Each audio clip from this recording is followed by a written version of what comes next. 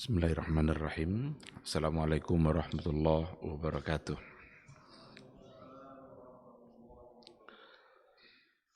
Innal hamdalillah nahmaduhu wa nasta'inuhu wa nastaghfiruh wa na'udzu billahi min shururi anfusina wa min sayyiati a'malina. May yahdihillahu fala mudhillalah wa may yudlilhu fala hadiyalah. Asyhadu an la ilaha illallah wahdahu la syarikalah wa asyhadu anna Muhammadan abduhu wa rasuluh la nabiyya wa la rasula ba'da. Ikhwati fillah, ma'asyiral hadirin wal hadirat rahimani Allah wa iyyakum. Mari sama-sama kita kembali memuji Allah Subhanahu wa taala dan bersyukur kepadanya atas semua limpahan nikmat dan rahmat yang selalu tercurah dalam setiap detik hidup yang kita jalani. Kapan dimanapun kita berada, pada saat itu pasti ada nikmat Allah yang menyertai kita. Oleh karena itu tugas kita adalah menjadi hamba Allah yang bersyukur. Mudah-mudahan dengan syukur yang kita ucapkan membuat kita semakin yakin bahwa kita ini adalah orang-orang yang selalu membutuhkan Allah. Kita ini adalah orang-orang yang tidak bisa hidup tanpa Allah Subhanahu wa ta'ala. Dan setiap kali kita bersyukur, Allah berjanji akan menambah nikmat itu. Semoga limpahan dan curahan nikmat Allah Subhanahu wa ta'ala itu selalu bertambah dalam kehidupan kita. La in syakartum la azidannakum wa la in kafartum inna azabi lasyadid. Sama-sama kita juga harus bersalawat dan salam untuk Rasulullah sallallahu alaihi wasallam. Allahumma salli ala Muhammad wa ala ali Muhammad. Mudah-mudahan kita semakin mencintainya, mudah-mudahan kita semakin mentaatinya. Mari sama-sama kita mencintai beliau dengan jujur, tidak hanya sekedar ucapan lisan saja, karena untuk mengucapkan cinta Nabi itu sangatlah mudah. Tetapi ucapan cinta harus dibuktikan. Tidak ada cinta yang tidak perlu pengorbanan. Tidak ada cinta yang tidak perlu bukti. Oleh karena itu kebenaran ucapan kita yang mengucapkan mencintai Nabi harus dibuktikan dalam kehidupan keseharian kita. Apakah kita benar-benar mengikuti beliau? Apakah kita benar-benar mencoba untuk mendalami sunnah-sunnahnya untuk kemudian kita amalkan? Dan kalau seandainya itu yang kita lakukan, mudah-mudahan itu adalah cinta yang benar yang bisa membuat kita selamat di padang mahsyar. Mudah-mudahan insya Allah kita semua bisa mendapatkan syafaat dan pertolongan dari Rasulullah sallallahu alaihi wasallam. Yauma la yanfa'u malun wala banun illa man atallaha biqalbin salim.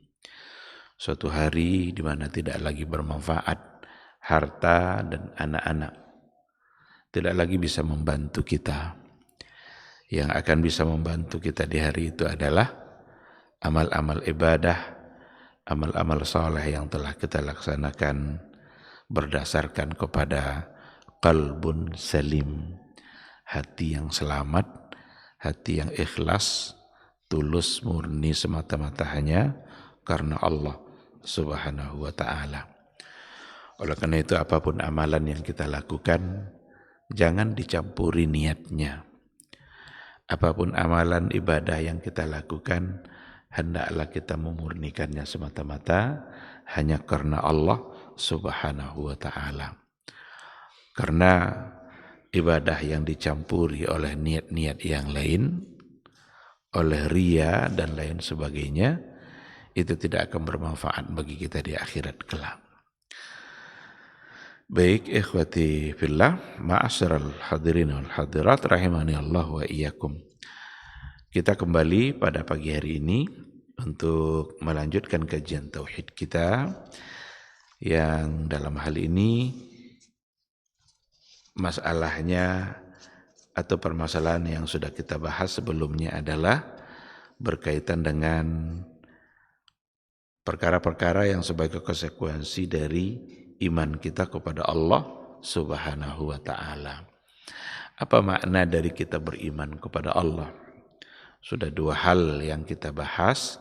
Yang pertama adalah ketika kita beriman kepada Allah, maka berarti itu artinya adalah kita beriman dengan adanya Allah Subhanahu wa taala. Bahwa Allah itu pasti ada. Maka tertolaklah keyakinan orang-orang ateis yang menolak akan adanya Allah, tetapi mereka ketika menolak keberadaan Allah Subhanahu wa taala, sesungguhnya mereka sedang menolak fitrah mereka sendiri. Yang kedua, ketika kita menyatakan bahwa kita beriman kepada Allah Subhanahu wa taala, itu artinya adalah kita mesti beriman dengan rububiyah. Rububiyahnya Allah Subhanahu wa taala.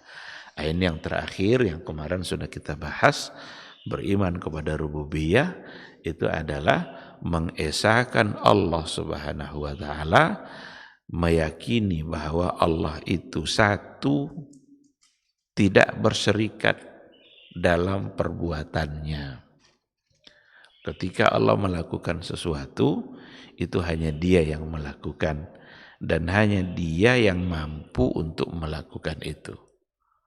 Seperti Dia yang mencipta, Dia yang memberikan kita rezeki, Dia yang mengatur alam. Alam ini tidak teratur dengan sendirinya, tetapi ada yang mengatur. Ketika matahari terbit di pagi hari, kemudian nanti dia terbenam kembali di sore hari. Ketika siang datang, berakhir siang, datang pula malam secara berganti. Itu semua ada yang mengatur. Tidak mungkin itu tidak ada yang mengatur. Dan yang mengaturnya adalah Allah Subhanahu wa ta'ala. Keyakinan kita terhadap af'alnya Allah seperti yang dicontohkan tadi, itu adalah bagian atau bentuk dari rububiyah. Berimannya kita kepada rububiyah Allah Subhanahu wa ta'ala. Ketika sudah beriman kepada rububiyahnya Allah, seharusnya muncul iman yang berikutnya sebagai makna daripada iman kepada Allah. Apa itu? Itulah yang ketiganya, di mana dikatakan bahwa as-salisu al-imanu bi uluhiyatihi. Yang ketiga adalah sebagai konsekuensi daripada beriman kepada rububiyahnya Allah, maka adalah beriman kepada uluhiyah Allah. Kalau kita sudah yakin bahwa Allah yang maha segala-galanya, Dia yang menciptakan kita, Dia yang memberikan kita kehidupan, Dia pula yang mematikan kita, Dia pula yang memberikan rezeki selama kita hidup.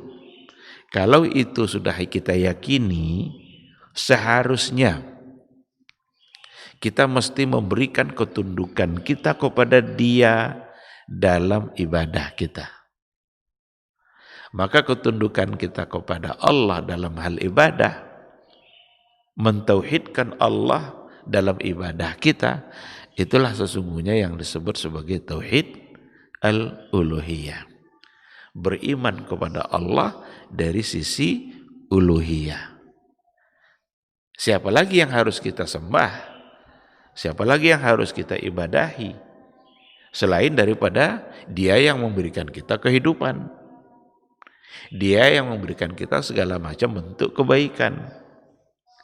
Jangankan kepada Allah, kepada manusia saja, kalau seandainya ada orang yang terlalu banyak kebaikannya kepada kita, segan kita kepada orang itu. Kita cenderung untuk mengikutinya. cenderung untuk ikut kepada apa yang dia katakan. Karena dia sudah banyak berbuat baik kepada kita. Itu orang itu, makhluk. Nah sekarang Allah Subhanahu wa taala yang telah memberikan semua bentuk kebaikan dalam kehidupan kita. Bahkan tidak bisa kita hitung kebaikan itu. Yang memberikan kita semua nikmat dan tidak bisa kita hitung nikmat Allah itu. Wa in ta'uddu ni'matallahi la tuhsuha. Jika kalian mencoba untuk menghitung-hitung nikmat Allah, pasti tidak akan sanggup untuk kalian hitung. Bahkan kalau seandainya laut dijadikan tinta, kemudian pohon-pohon itu dijadikan pula pena, cobalah untuk mencatat nikmat Allah satu persatu. Habis tintanya itu, nikmat belum selesai untuk dicatatkan, belum selesai untuk dihitung. Nah, tidakkah pantas dia yang memberikan semua kebaikan itu untuk kemudian dia juga yang kita sembah? Dia juga satu-satunya yang pantas untuk kita taati, yang pantas untuk kita ibadahi. Nah, sehingga dikatakan rububiyah, maka konsekuensinya seharusnya adalah kita beriman juga dengan uluhiyah. Oleh karena itu, yang dimaksud dengan tauhidul uluhiyah itu adalah ifradullahi ta'ala fil ibadah fi jami'i anwa'iha. Mentauhidkan Allah, mengesahkan Allah. Tidak boleh ada syirik, tidak boleh ada syirikatnya, tidak boleh ada tandingannya dalam ibadah kita fi jami'i anwa'iha. Pada semua bentuk ibadah itu. Semua bentuk ibadah itu yang dimaksud inna salati wa nusuki wa mahyaya wa mamati lillahi rabbil alamin. Salat kita, ibadah semuanya, hidup kita, bahkan mati kita, itu semua adalah lillah. Lillah itu uluhiyah. Karena uluhiyah itu diambil dari kata ilah. Dan ilah itu kalau ditambahkan alif lam maka jadilah dia Allah. Nah, lebih rinci lagi untuk berbagai macam bentuk jenis ibadah yang dimaksud, itu semua ibadah-ibadah kita, termasuk ibadah hati. Apa contoh amalan hati, ibadah hati kita? Tawakal kita, al-khawfu war-raja, rasa takut dan rasa pengharapan kita yang tidak boleh kecuali hanya untuk Allah Subhanahu wa taala. Takut hanya karena Allah, bukan karena takut untuk hal-hal yang lain. Dulu sudah pernah kita bahas satu persatu itu tentang al-khawfu war-raja wat tawakkal wal inaba wal istighatsah wal isti'anah. Itu semua adalah amal-amal hati dan itu semua adalah ibadah, penghambaan kita kepada Allah Subhanahu wa taala.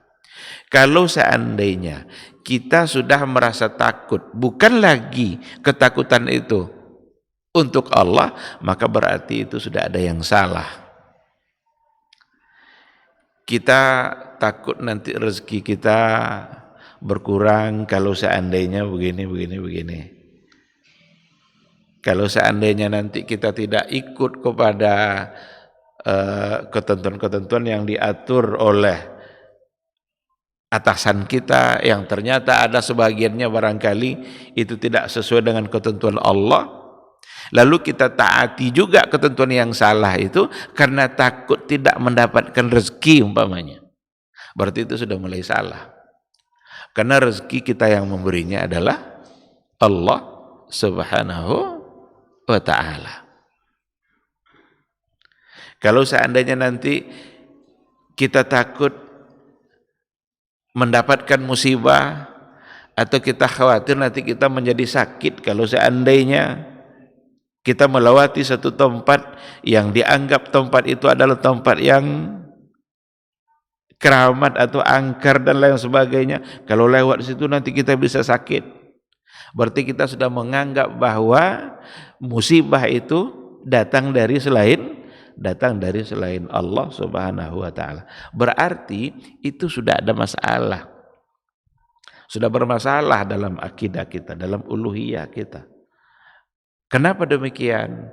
Karena kita sudah menganggap ada hal-hal lain selain daripada Allah untuk mendatangkan sesuatu yang memang hanya datang dari Allah Subhanahu wa taala. Maka kalau takut, takutlah kepada Allah, bukan kepada yang lain. Walaupun nanti pembahasannya oleh para ulama, al-khaufu itu dibagi-bagi lagi. Ada al-khaufu tabi'i, ada takut secara tabiat. Memang ada hal-hal yang kita takuti, tapi bukan takut seperti itu yang dianggap bertentangan dengan iman. Umpama ada ular kobra lewat depan kita, ya wajarlah kita takut, karena ular kobra itu ular yang berbisa. Tidak mesti pula nanti ya udahlah ular kobra ini saya lewat aja lah di depan dia. Kalau kata Allah nanti saya dipatoknya, ya dipatok. Itu juga satu hal yang salah. Takut seperti itu, takut secara tabiat. Itu tabi'i kita. Memang fitrah kita takut kepada hal-hal yang membahayakan. Tetapi nanti ada takut-takut yang memang hubungannya adalah dengan kesyirikan. Dan banyak terjadi hal-hal yang seperti itu. Supaya kita tidak diganggu oleh makhluk halus, agar bulan ini adalah menjadi bulan yang, karena ada pula istilahnya, ada bulan sial, ada bulan baik, ada tanggal sial, ada tanggal baik. Kemudian tanggal itu dihindari agar tidak mendapatkan kesialannya itu. Ini berarti ketakutan seperti ini, ketakutan yang bertentangan dengan persoalan akidah, karena tidak lagi tercermin di situ keyakinan dia terhadap uluhiyahnya Allah Subhanahu wa taala. Oleh karena itu kalau takut secara tabii itu tidak ada masalah. Ada api besar, mau masuk juga ke dalam api itu? Tentu tidak, karena api itu sifatnya adalah membakar. Ada anjing gila umpamanya, orang semua lari, dia enggak. Itu takut karena lari dari anjing gila, itu adalah al-khawfu tabi'i. Wajar kita takut. Tapi ada sumber-sumber ketakutan yang hanya kita berikan kepada Allah Subhanahu wa taala, karena hanya Allah yang bisa mendatangkan sesuatu yang kita takuti tadi.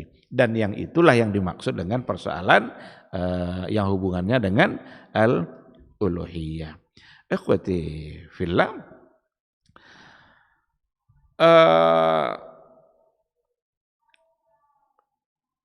bi'annahu wahdahu al-ilahul haq la syarikalah. Keyakinan kita kepada uluhiyahnya Allah Subhanahu wa taala itu sesungguhnya meyakini dia yang wahdahul ilahul haq. Dia saja satu-satunya al-ilah al-haq, yang pantas untuk disembah secara benar. La syarikalah. Tidak ada satu bentuk kesyirikan pun. Tidak boleh kita syirikkan Allah itu dengan sesuatu apapun. Bima'na wal ilahu bima'na al-ma'luh. Ilah itu artinya adalah ma'luh, ay al-ma'budu hubban wa ta'ziman. Sesuatu yang disembah dengan penuh cinta dan penuh keagungan. Jadi ilah itu artinya adalah al-ma'bud hubban wa ta'ziman. Yang disembah, sesuatu yang disembah dengan penuh cinta dan ta'zim, pengagungan. Ini yang hanya boleh untuk Allah Subhanahu wa taala. Tidak boleh kita melakukannya kepada yang lain. Apakah ada orang yang memberikan sesembahan atau adakah orang yang memberikan ibadahnya atau ketaatannya atau cintanya, pengagungannya kepada selain Allah? Jawabannya tentu saja ada. Karena Nabi Muhammad SAW itu diutus memang untuk menyampaikan bahwa hanya Allah yang pantas untuk disembah di tengah-tengah masyarakat yang memang mereka punya ilah, punya sesembahan selain daripada Allah. Maka Nabi Muhammad SAW diutus untuk meluruskan itu di tengah-tengah masyarakat jahiliyah. Siapa yang mereka sembah? Ada yang menyembah patung, ada yang menyembah matahari. Orang Majusi mereka menyembah api. Karena mereka anggap itulah yang pantas untuk diagungkan. Itulah yang pantas untuk disembah. Padahal mereka-mereka yang menyembah patung tadi itu, mereka juga meyakini rububiyahnya Allah. Berarti tidak berlaku pada mereka konsekuensi dari rububiyah. Seharusnya ketika sudah beriman kepada rububiyah, seharusnya juga beriman kepada uluhiyah. Tapi itu tidak ada pada orang-orang Quraisy. Tidak ada pada orang-orang jahiliyah pada masa dahulu. Mereka percaya bahwa Allah yang punya alam semesta ini, Allah yang menciptakan. Mereka juga percaya bahwa Allah yang memberikan rezeki. Mereka percaya bahwa Allah yang mengatur alam ini. Seharusnya dengan keyakinan itu mereka juga percaya kepada uluhiyah. Tapi mereka menolak untuk mengimani Allah secara uluhiyah. Maka mereka tidak mau menyembah Allah saja. Apakah akan dijadikan Tuhan-Tuhan yang banyak ini hanya menjadi Tuhan yang satu saja? Menurut akal mereka tidak mungkin. Tuhan-Tuhan yang banyak ini cukup terwakili hanya oleh satu ilah saja. Itulah bentuk dari penolakan mereka terhadap uluhiyah. Oleh karena itu sebenarnya yang akan benar-benar membedakan antara yang muslim dengan yang musyrik, yang akan benar-benar membedakan yang muslim dengan yang kafir itu ada pada uluhiyah. Ada pada uluhiyah. Bedanya bukan pada rububiyah. Kenapa demikian? Karena orang-orang musyrik pun yakin dengan rububiyah. Itu ayat-ayat yang kita sampaikan sebelumnya itu. Wala in sa'altahum man khalaqas samawati wal ard la yaqulunna Allah. Seandainya kamu tanya siapa yang menciptakan langit dan bumi, mereka berkata yang menciptakannya adalah Allah. Berarti mereka percaya kepada rububiyah. Tetapi rububiyah semata belum membuat seseorang menjadi muslim. Yang benar-benar membuat kita menjadi muslim sejati itu ada pada uluhiyah. Ketika kita memberikan ibadah kita, ketika kita memberikan ketaatan kita hanya semata-mata kepada Allah Subhanahu wa ta'ala. Wa qala ta'ala wa ilahukum ilahu wahid la ilaha illa huwa ar-rahmanur rahim. Tuhan kalian adalah Tuhan yang satu. Yang pantas untuk kalian sembah itu adalah ilahun wahid. Hanya satu. La ilaha illa huwa. Tidak ada yang pantas disembah kecuali hanya Dia. Ar-Rahmanur Rahim. Dan Dia adalah Maha Pengasih dan Maha Penyayang. Jadi ketika Allah Subhanahu wa ta'ala menyuruh kita untuk menyembahnya hanya Dia saja, Dia juga sekaligus memberikan alasan-alasannya. Sehingga tidak ada alasan lain untuk tidak menyembah Dia. Kenapa Dia yang harus pantas kita ibadahi? Kenapa hanya Dia yang pantas untuk kita sujud kepadanya? Maka ujung ayat itu Allah mengatakan Ar-Rahmanur Rahim. Dialah yang maha mengasihi kita. Dialah yang menyayangi kita. Bukankah kasih sayang itu sesuatu yang sangat kita butuhkan? Apa bukti bahwa Allah itu pengasih dan penyayang? Apa bukti Allah itu Ar-Rahman Ar-Rahim? Allah memberikan semua yang kita butuhkan. Tidak ada yang kita butuhkan kecuali Allah Subhanahu wa taala memberikannya. Bahkan durhaka pun kita kepada Allah, nikmat Allah itu tak putus bagi kita. Durhaka pun kita, tapi nikmat Allah tetap ada. Maka rahmat Allah itu mengalahkan murkanya. Kasih sayang Allah itu mengalahkan murkanya. Kalaulah seandainya Allah ingin mengazab kita dikarenakan oleh kezaliman kita, enggak ada lagi yang tersisa dalam kehidupan kita di bumi Allah ini. Enggak ada lagi yang tersisa. Ma taraka alaihim min dabbah. Kalaulah Allah ingin menyiksa mereka disebabkan oleh kezaliman mereka, maka semua akan hancur. Walakin yuakhiru ila ajalin musamma. Tetapi Allah tunda dulu. Nanti saatnya ada pembalasan. Dunia ini belum tempat di mana kita dibalas. Dunia ini adalah tempat di mana kita untuk beribadah, mensyukuri Allah. Tapi kalau tidak mau juga dengan semua kebaikan-kebaikan yang diberikan oleh Allah, tidak mau juga tunduk, tidak apa-apa, nikmatilah itu kehidupan itu. Tetapi nanti yuakhiruhu ila ajalin musamma, nanti ditunda dulu, diundur sampai masanya nanti ada saat di mana Allah Subhanahu wa taala membalas. Jadi ketika dikatakan Ar-Rahman Ar-Rahim, itu sesungguhnya adalah salah satu di antara alasan kenapa memang hanya Allah yang pantas untuk kita sembah. Kita diberikannya kesehatan. Tidakkah kita pantas menggunakan kesehatan yang diberikan oleh Allah untuk memperbanyak ibadah?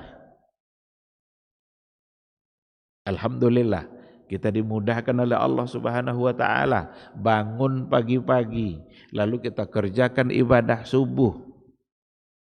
Mengerjakan ibadah subuh itu sesungguhnya adalah cara mensyukuri nikmat ketika Allah kembali membangunkan kita dari tidur kita. Karena ada orang yang tidur di malam hari lalu dia tidak bangun lagi.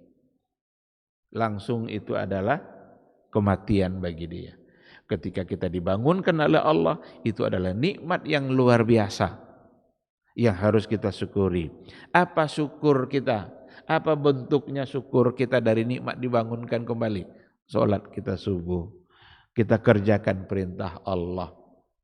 Tapi kalau seandainya kita sudah dibangunkan, diberikan kesehatan, langsung dibawa untuk olahraga, biar sehat kembali. Tinggal pula subuhnya kadang-kadang gara-gara olahraga. Padahal dia olahraga itu tujuannya untuk sehat. Yang memberikan sehat siapa? Allah Subhanahu wa ta'ala. Ketika diberikan oleh Allah harta, itu adalah nikmat yang luar biasa. Sekarang bagaimana mensyukurinya? Apakah harta itu akan habis digunakan untuk berbuat maksiat? Apakah harta itu akan habis digunakan untuk menambah jumlah dosa? Orang-orang yang mendapatkan rahmat dan kasih sayang dari Allah Subhanahu wa taala, selain dia diberikan harta, maka diberikan dia juga hati yang tunduk untuk mensyukuri harta yang diberikan oleh Allah Subhanahu wa taala. Nah jadi ikhwati fillah, wa ilahukum ilahu wahid la ilaha illa huwa ar-rahmanur rahim. Yang pantas untuk kalian sembah itu hanya satu. Itulah Allah dan dia adalah Ar-Rahman Ar-Rahim. Yang bersaksi bahwa Allah yang pantas disembah itu juga Allah. Allah sendiri bersaksi bahwa enggak ada ilah selain daripada dia. Karena Allah sendiri yang mengatakan syahidallahu annahu la ilaha illa huwa. Syahidallahu annahu la ilaha illa huwa. Apa arti syahidallah? Allah bersaksi bahwa sesungguhnya la ilaha illa huwa wal malaikatu wa ulul ilmi qa'iman bil qisti. Begitu juga dan para malaikatnya wa ulul ilmi qa'iman bil qisti. Orang-orang yang diberikan ilmu ternyata mereka juga memberikan kesaksian bahwa sesungguhnya la ilaha illa huwa al-azizul hakim. Tadi la ilaha illa huwa ar-rahmanur rahim. Sekarang la ilaha illa huwa al-azizul hakim. Ketika kita baca ayat-ayat Al-Qur'anul Karim, lalu ujung dari ayat itu selalu menyebut-nyebut nama dan sifat Allah. Itu sesungguhnya adalah untuk menggugah hati kita untuk semakin yakin siapa Allah yang kita sembah itu. Siapa Allah yang tidak ada yang lain yang bisa kita sembah selain daripada Dia. Maka disebutkannya lah nama-nama dan sifat-sifatnya. Tadi Ar-Rahman Ar-Rahim. Dia sayang sama kita, Dia memberikan semua kebutuhan kita. Tapi ingat, yang kita lihat dari Allah itu jangan cuma sayangnya saja. Ingat juga bahwa Allah itu adalah Al-Azizul Hakim. Aziz itu maha mulia, maha perkasa. Kalau Dia maha mulia, tidak ada yang lebih mulia daripada Allah. Maha perkasa, tidak ada yang lebih perkasa daripada Allah Subhanahu wa ta'ala.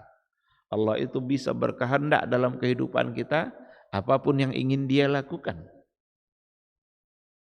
Oleh karena itu, kita bersemangat untuk mentaati Allah dalam bentuk mengerjakan perintah-perintahnya, dan pada saat yang sama kita juga bersemangat mentaati Allah dalam bentuk menjauhi larangan-larangan darinya. Al-Azizul Hakim, maha bijaksana, maha aziz itu benar-benar izzah. Dan untuk Allah tentu adalah izzah dengan kemuliaan Allah Subhanahu wa ta'ala. Itu beberapa ayat, dan tentu saja akan banyak sekali ayat-ayat yang menyatakan hal itu. Wa kullu mattakhadha ilahan ma'allahi ya'budu min duni wa kullu mattakhadha ilahan ma'allahi ya'budu min dunihi fa uluhiyatuhu batilah.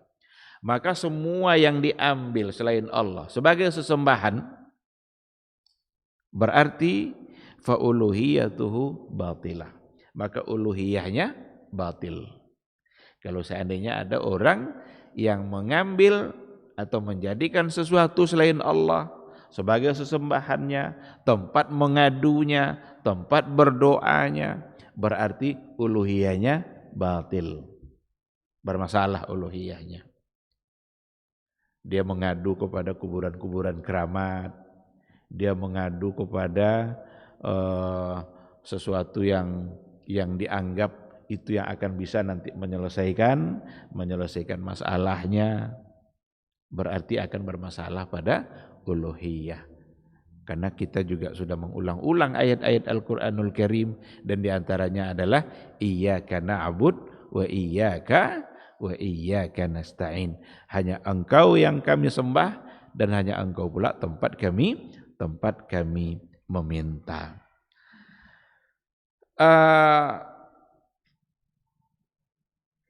Seandainya ada selain Allah tetapi dibahasakan juga dengan ilah, karena mereka juga menyebut patung-patung itu sebagai ilah. Kalau seandainya seperti itu, maka hal-hal yang seperti itu hanyalah sebatas nama saja. Hanya sebatas nama. Dulu orang-orang jahiliyah mengatakan Al-Lata wal-Uzza wal-Manat. Ada beberapa tuhannya orang jahiliyah dulu, Lata, Uzza, Manat, Hubal. Itu bagi mereka alihatun. Alihatun itu jamak dari ilah. Seandainya mereka sebut juga sebagai ilah, itu hanyalah sekedar penyebutan nama yang padanya tidak ada sedikit pun kemampuan yang dimiliki oleh Allah Subhanahu wa taala. Oleh karena itu dalam Al-Qur'an ada banyak ayat yang menyindir dalam persoalan itu, seperti in hiya illa asma'un sammaitumuha antum wa aba'ukum. Penyebutan kalian terhadap patung-patung tadi itu sebagai ilah, sebagai Rob yang pantas disembah, itu hanyalah asma'un, itu hanyalah nama-nama sammaitumuha antum wa aba'ukum. Yang kalian yang memberikan nama itu dan juga bapak-bapak kalian. Padahal itu sama sekali tidak bisa disebut sebagai ilah karena tidak memiliki sifat-sifat ketuhanan yang ada pada mereka. La yadurru wa la yanfa'. Tidak bisa memberikan kemudaratan dan tidak pula bisa memberikan manfaat. Karena kemudaratan dan manfaat itu semata-mata hanya datang hanya datang dari Allah Subhanahu wa taala. Ma ta'buduna min dunihi illa asma'an sammaitumuha antum wa aba'ukum. Yang kalian sembah tadi itu, kalian tidaklah menyembahnya yang selain Allah itu kecuali sekedar namanya saja. Namanya aja yang ilah. Dan itu pun nama yang kalian berikan kalian bersama bapak-bapak kalian yang dahulu. Ma anzalallahu biha min sultan. Tidak ada sedikit pun kekuatan dan kekuasaan yang ada pada mereka. Nah, oleh karena itulah rasul-rasul sebelumnya, semua rasul itu mengajak kepada uluhiyahnya Allah. Jadi semua rasul itu mengajak kepada uluhiyah. Seperti nanti ada Nabi Nuh, ada Nabi Hud, ada nabi-nabi yang lain, semua mereka pesannya sama. Apa pesannya? U'budullaha ma lakum min ilahin ghairuh. U'budullah, sembahlah Allah saja, ma lakum min ilahin ghairuh. Kalian tidak punya ilah yang pantas disembah itu, Tuhan yang pantas disembah itu kalian tidak punya kecuali hanya Allah. Enggak ada yang selain Dia yang pantas untuk disembah. Dan itu adalah dakwah semua para rasul sebelumnya. Jadi bukan dakwah Nabi Muhammad saja, tetapi para nabi dan rasul sebelumnya dakwah mereka sama menuju kepada uluhiyah agar semata-mata Allah yang disembah. Ikhwati fillah, kita bisa melihat ada beberapa hal yang menjadi bentuk kedudukan dan pentingnya uluhiyah itu untuk tidak salah. Karena kalau seandainya uluhiyah yang salah, kita bermasalah dalam akidah kita. Sangat bermasalah. Maka kita perlu melihat manzilatu tauhidil uluhiyah. Kedudukan tauhid uluhiyah itu seperti apa? Ini punya poin yang cukup banyak sebenarnya, tetapi kita singgung sekilas. Yang pertama sekali, uluhiyah itu adalah tahqiq lisyahadatain. Mewujudkan makna syahadat kita itu ada pada uluhiyah. Ketika kita mengatakan asyhadu an la ilaha illallah, wujudnya adalah pada uluhiyah. Aku bersaksi bahwa tidak ada Tuhan yang paling berhak disembah. Tidak ada ma'bud, la ma'buda bihaq, la muta'a bihaq. Tidak ada yang pantas disembah, tidak ada yang pantas diibadahi kecuali hanya Allah. Ini sesungguhnya penekanannya lebih kepada uluhiyah. Dan inilah yang ditolak dulu oleh orang-orang jahiliyah. Abu Thalib itu pamannya Rasulullah sallallahu alaihi wasallam. Dia yakin betul dengan rububiyah, sebagaimana orang-orang jahiliyah yang lain juga. Tetapi ketika diajak oleh Rasulullah sallallahu alaihi wasallam untuk mengucapkan la ilaha illallah, dia tidak mau. Nah, oleh karena itu uluhiyah ini tahqiq lisyahadatain. untuk mewujudkan syahadat kita itu sesungguhnya ada pada uluhiyah. Karena kalau sudah ada uluhiyah, maka otomatis ada rububiyah. Jadi kalau sudah dia percaya sama uluhiyah, sudah hanya Allah yang dia sembah, itu otomatis. Maka uluhiyah itu tatadammanu fiha rububiyah. Kalau dia sudah yakin pada uluhiyahnya Allah, maka dia juga yakin pada rububiyah. Tapi kalau sudah yakin sama rububiyah, belum pasti dia yakin pada uluhiyah. Karena berapa banyak dulu mereka percaya sama rububiyah, tetapi tidak percaya pada uluhiyahnya Allah Subhanahu wa taala. Yang kedua, uluhiyah itu tahqiqul ghayah min khalqil insan. Untuk mewujudkan tujuan penciptaan manusia itu sendiri. Untuk mewujudkan penciptaan manusia. Kenapa manusia diciptakan? Lil ibadah. Itu yang ada dalam ayat. Wa ma khalaqtul jinna wal insa illa liya'budun. Wa ma khalaqtul insa wal jinna wal insa illa liya'budun. Tidaklah kami ciptakan jin dan manusia. Wa ma khalaqtul jinna wal insa illa liya'budun. Kecuali untuk ya'budun. Apa arti ya'budun? Ya'budun itu yuwahidun. Jadi tidaklah kami ciptakan jin dan manusia kecuali semata-mata untuk menyembah saya, untuk beribadah kepada saya. Dan ini sesungguhnya adalah uluhiyah. Nah, jadi itu untuk yang kedua. Yang berikutnya, uluhiyah itu sababun lidukhulil jannah wan najati minan nar. Uluhiyah itu, itulah yang akan menyebabkan kita masuk surga dan bebas dari nerakanya Allah. Itu ada pada uluhiyah. Maka percaya pada rububiyah saja enggak menjamin masuk surga.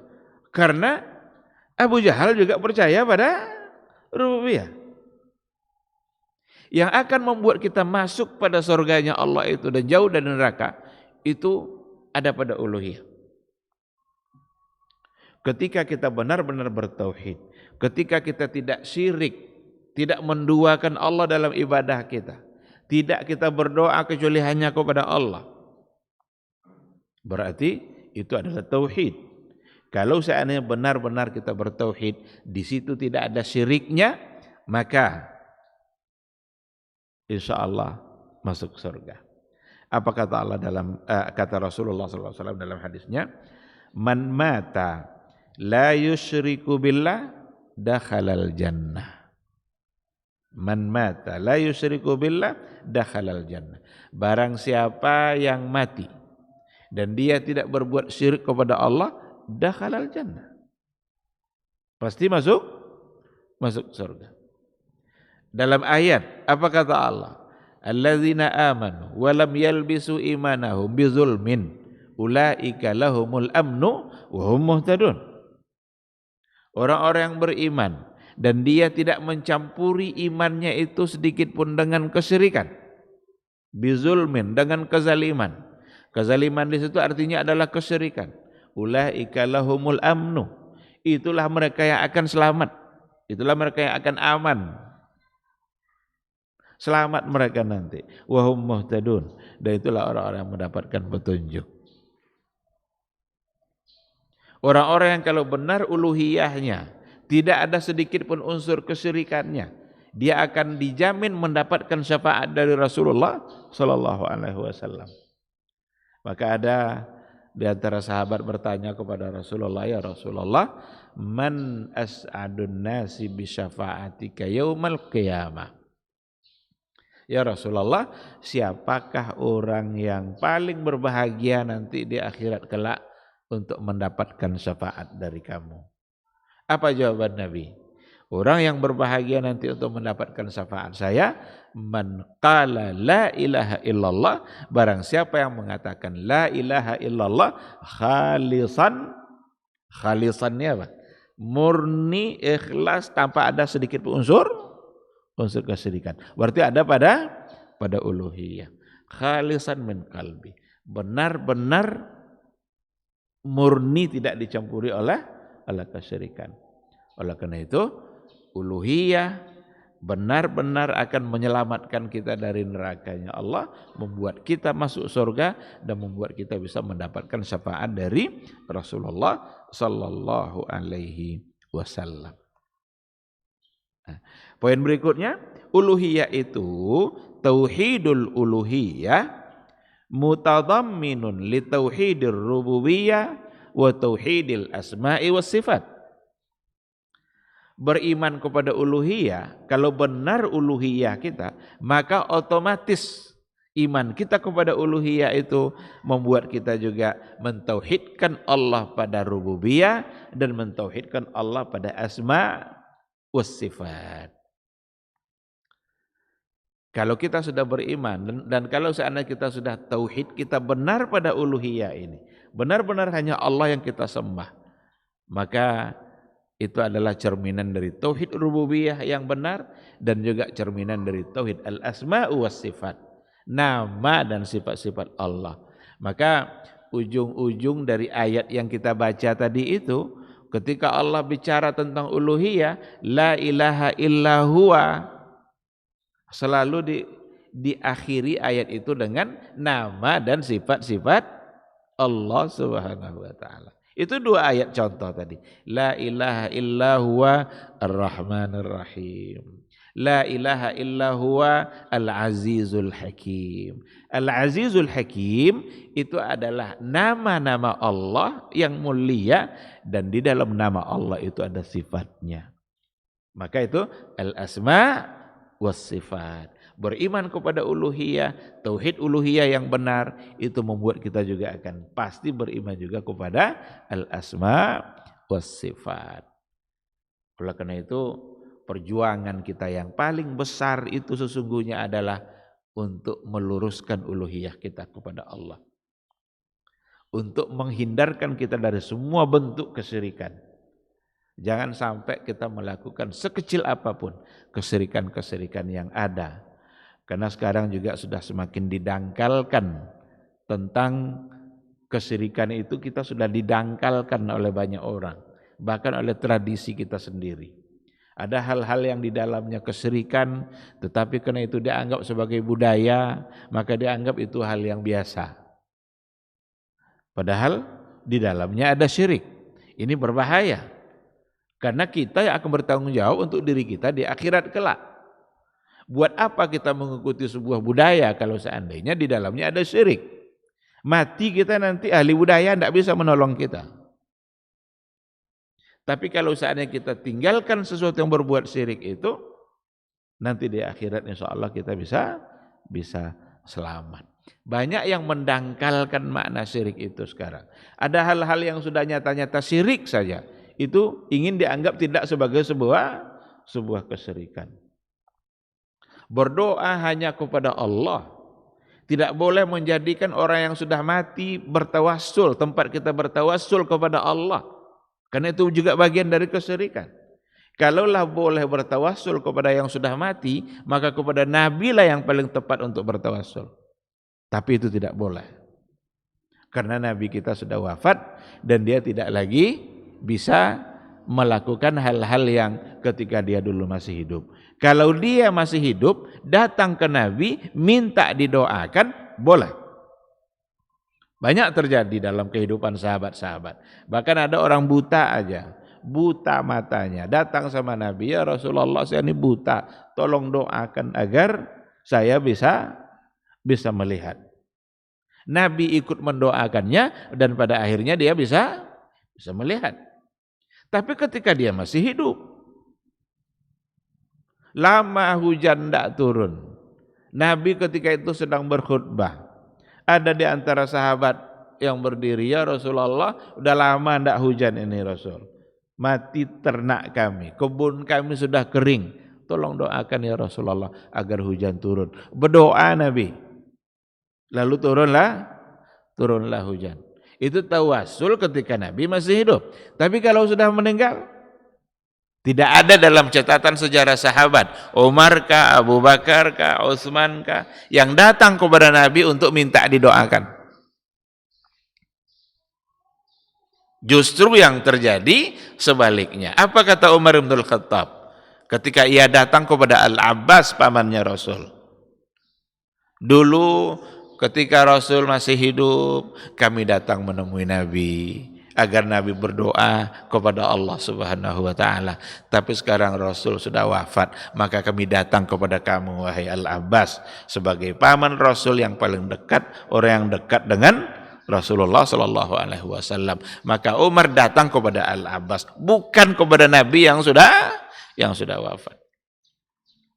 Kalau seandainya kepada Nabi saja yang sudah wafat tidak dibolehkan, apalagi kepada orang-orang yang dianggap soleh selain daripada Rasulullah sallallahu alaihi wasallam. Maka mendatangi kuburannya dengan tujuan bertawassul untuk mendekatkan dirinya kepada Allah Subhanahu wa taala, maka itu sesungguhnya adalah bagian dari perbuatan syirik yang harus ditinggalkan dan harus dijauhi. Ingat, syirik akan menyengsarakan kita di akhirat kelak. Bahkan kalau seandainya kita tidak bertaubat dari syirik itu, maka tidak akan pernah bisa diampuni oleh Allah Subhanahu wa taala. Innallaha la yaghfiru ay yushraka bihi wa yaghfiru ma duna dzalika liman yasha. Allah tidak akan mengampuni dosa syirik, tetapi Allah bisa mengampuni dosa selain syirik. Tidak diampuni di sini maksudnya adalah jika dia tidak minta ampun, jika dia tidak bertaubat kepada Allah Subhanahu wa taala. Baik, ikhwati fillah, ini mungkin yang menjadi bahasan kita pada pagi hari ini. Jadi konsekuensi yang ketiga dari pernyataan kita beriman kepada Allah itu adalah beriman kepada uluhiyah, dan ini adalah poin terpenting dalam tauhid. Karena beriman pada uluhiyah, kalau tauhid uluhiyah kita sudah benar, maka di dalamnya sudah tercakup rububiyah dan al-asma was sifat. Tapi kalau sekedar beriman pada rububiyah, seharusnya beriman pada uluhiyah, tapi tidak ada jaminan, karena orang-orang jahiliyah ternyata percaya pada rububiyah tapi menolak untuk beriman secara uluhiyah. Wallahu subhanahu wa ta'ala a'lam. Ini mungkin kajian kita pada pagi hari ini, mudah-mudahan bermanfaat. Seandainya ada hal-hal yang perlu untuk didiskusikan, dipersilakan.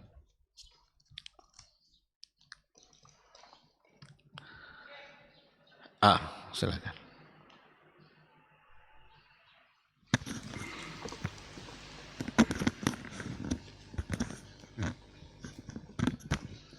Assalamualaikum warahmatullahi wabarakatuh. Assalamualaikum warahmatullahi wabarakatuh. Bagaimana dengan orang tua atau orang tua kita lah yang dulu, kita tahu dia melakukan kesyirikan lah gitu. Tapi ilmu mungkin tak ilmu yang belum sampai, atau dia yang tidak belajar gitu tentang kesyirikan. Dia kan udah meninggal gitu, tidak tahu, atau ilmu yang tidak sampai sama dia. Jadi bagaimana sekarang tuh apanya Ustaz? Termasuk kita lah gitu. Kalau dulu itu kan tidak tahu gitu, melakukan kesirikan gitu, pemain berobat pada dukun apa gitulah. Padahal orang tua kita itu udah haji gitu, udah naik haji. Mungkin bagaimana apanya Ustaz? Iya. Bagaimana dengan keadaan orang tua kita yang barangkali ada perbuatan-perbuatan yang di dalamnya mengandung unsur kesyirikan, yang mungkin karena dia tidak tahu atau tidak pernah mempelajarinya, atau dia menduga semua yang dia lakukan selama ini adalah hal-hal yang baik-baik saja. Dan bagaimana pula dengan kita yang dulu juga barangkali pernah melakukan hal-hal yang sama. Kalau untuk kita yang dulu pernah melakukan lalu sekarang kita sudah tahu, ya otomatis kita bisa berubah, bertaubat. Itulah Allah akan menerima taubat jika kita memang bertaubat dari kesyirikan itu. Tapi kalau seandainya tidak, dia tahu dia tidak juga mau, dipertahankannya juga, bahkan dikasih tahu tidak mau pula dikasih tahu. Berarti dia telah salah. Dan padahal dia masih punya kesempatan untuk berubah. Adapun yang sudah meninggal, jika memang itu berdasarkan karena pengetahuan dia yang tidak ada, tidak pernah mendapatkan pengajaran, itulah yang dia tahu selama ini. Wallahu alam, itu serahkan kepada Allah Subhanahu wa ta'ala. Padahal dia kadang hajinya udah lebih pula dari 1 kali, bisa 3 kali, bisa 4 kali. Tetapi yang dia dapatkan selama ini adalah seperti itu. Ada enggak dulu orang yang menyampaikan kesalahan-kesalahan itu pada masa dia hidup? Seandainya umpamanya ada, lalu dia tidak mau berubah, berarti dia salah. Tapi kalau semata-mata benar-benar dia tidak mengetahui, itulah yang al-haq yang dia tahu.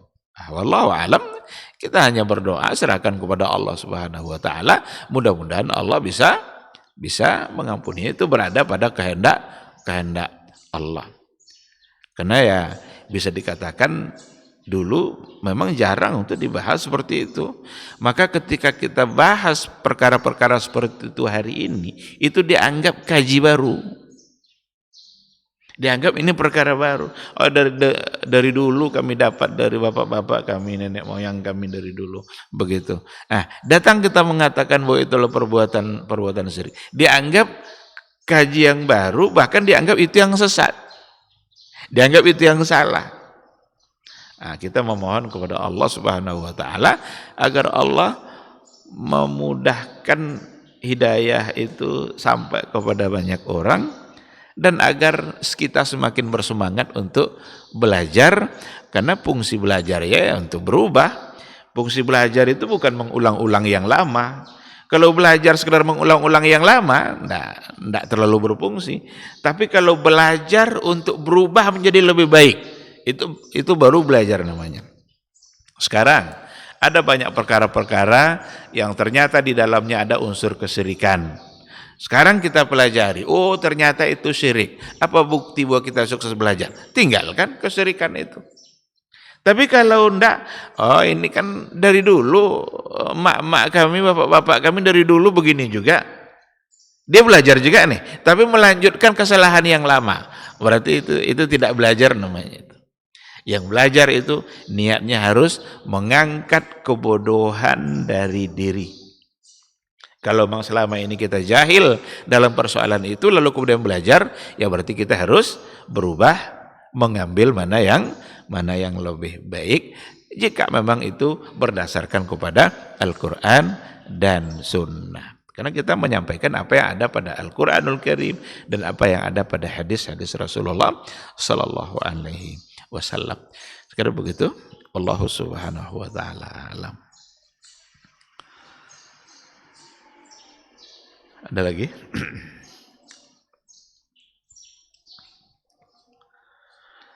Baik, kalau tidak ada, barangkali kita cukupkan sampai di sini. Mudah-mudahan kajian kita pagi ini bermanfaat, dan masih tersisa 1 poin insya Allah yang hubungannya dengan al-imanu billah. Yang keempatnya nanti insya Allah adalah al-imanu bil asma'i was sifat. Beriman kepada nama-nama dan sifat-sifat Allah Subhanahu wa ta'ala sesuai dengan yang disampaikannya di dalam Al-Quranul Karim dan yang disampaikan oleh Rasulnya di dalam hadis-hadisnya. Jangan ditambah dan jangan pula dikurangi. Terima kasih. Subhanakallahumma wa bihamdika asyhadu an la ilaha illa anta astaghfiruka wa atubu ilaik. Wassalamualaikum warahmatullahi wabarakatuh.